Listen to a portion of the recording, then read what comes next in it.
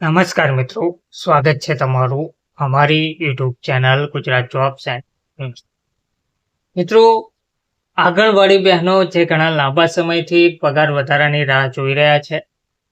Gujarat high court દ્વારા પણ ચુકાદો આપી દેવામાં આવ્યો છે કે આંગણવાડી બહેનોને 6 મહિનાની અંદર માનદ વેતનમાં વધારો કરીને 24,000 જેટલો માનદ વેતન ચૂકવવામાં આવે અને સરકારી કર્મચારી તરીકેનો દરજ્જો આપવામાં આવે અને 1 એપ્રિલથી તેની ગણતરી કરવામાં આવે. તો તેવામાં ગુજરાત સરકાર દ્વારા હાલમાં ચોમાસું સત્ર ચાલી રહ્યું છે.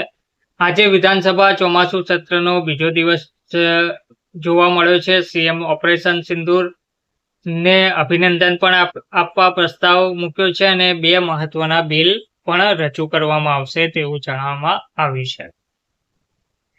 તો ગુજરાત વિધાનસભાનું ચોમાસું સત્ર સોમવારથી શરૂ થઈ ચૂક્યું છે. આજે સત્રનો બીજા દિવસની કાર્યવાહી બપોરે 12 વાગ્યાથી શરૂ થઈ ગઈ છે.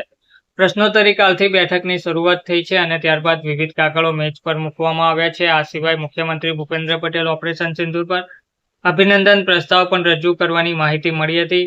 તેમજ નાણામંત્રી પણ જીએસટી સુધારા પર અભિનંદન પ્રસ્તાવ લાવશે તેવી માહિતી પણ આપવામાં આવી હતી. તો ગુજરાત માલ સેવા વેરા બિલ અને જનવિશ્વાસ સુધારા બિલ પણ ગૃહમાં રજૂ કરવામાં આવશે.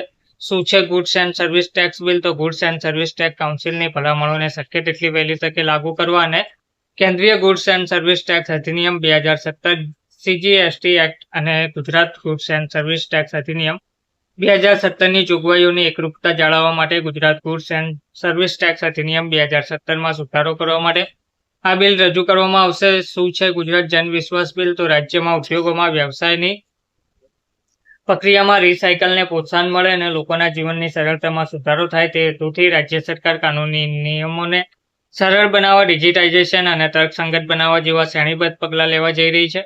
જે હેઠળ જીવન અને વ્યવસાયોને સરળ બનાવવા અને કોર્ટ પરનો કેસોને ભારણ ઘટાડવા માટે ગુજરાત જનવિશ્વાસ બિલ 2025 રજૂ કરવામાં આવશે તેવી માહિતી મળી રહી છે. તો 2 દિવસની અંદર આંગણવાડી કાર્યકર અને તેડાગર બહેનોના પગારમાં વધારાને સંમતિ આપવામાં આવશે. પગાર વધારાની વિગતવાર જાહેરાત કરવામાં આવશે. હવે કેટલો વધારો કરવામાં આવે છે તે હવે ગુજરાત સરકાર પર નિર્ભર છે. ધન્યવાદ.